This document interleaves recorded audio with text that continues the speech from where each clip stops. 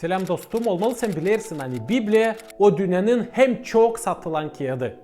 Olmalı sen bilirsin hani Biblia'da var iki parça.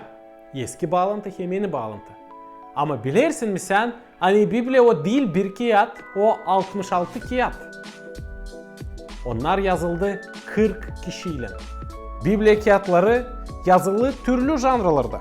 Onda var historia, türküler, biyografiyalar, historia dokumentleri, şiirler. Biblia değiştirir dünyanın kültürasını. Biblia'dan çıkar çoğu bizim zakonlar, kalender. Biblia değiştirdi dünyanın üretimini hem politika sistemasını. Bu kağıdı çevirdiler dünyanın çok dillerine. Yazılmasından bizim zamana kadar o hiç değişilmedi. Hepsi Hristiyan kiliselerinde bir türlü Biblia. Kimse kullanır türlü çevirmeleri ama manası hep o. Biblia'dan binlerce yıl ilham alırdılar. Müzikacılar, şairler, resimciler. Okuyarak Biblia'yı politika adamları yok ettiler, yesirli. Bizim kültüranın hem halkın iyilik hem moral prensipleri çıkarlar Biblia'dan. Biblia'yı severdiler okuma Tolstoy, Dostoyevski, Martin Luther King. O benim hem benim ailemin hem sevgili kağıdımız. Ama bakma Biblia'ya.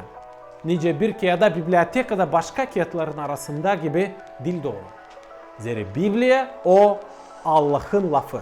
O değil adamın lafı, o Allah'ın lafı. Nice deneme bunu? Peki de. Açan adam okuyar Biblia'yı. İnanın hem duayla bu kağıt çekilir, değiştirme onun fikrini, yaşamasını, bakışlarını hem işlerini. Okuyarak Biblia'yı binlerce insan bu dünyada binlerce yıllar içinde değiştirdiler kendi yaşamalarını. Allah değiştirdi onların yaşamalarını. Kimde vardı problemalı aile, başladılar yaşama sevgiyle. Kim içerdi çok şarap, bıraktılar şarap. Kim içerdi sigara, okuyarak Biblia'yı bıraktı ondan. Çalgıcılar oldular ayöz adam. Fena insanlar oldular iyi. Bu kağıt değiştirir adamın yaşamasını.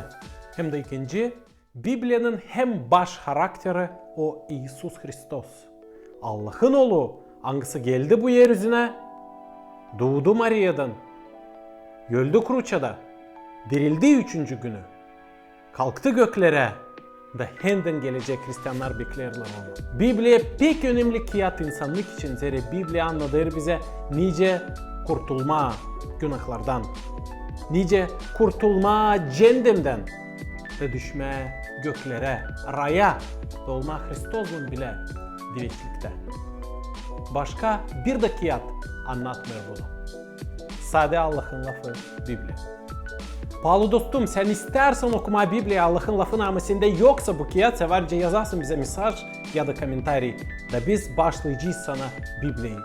Siz beğendiyseniz bu videoyu Biblia için koyun like, yazın komentari, yazılın İyi Çoban kanalına. Kalınız sağlıcakla.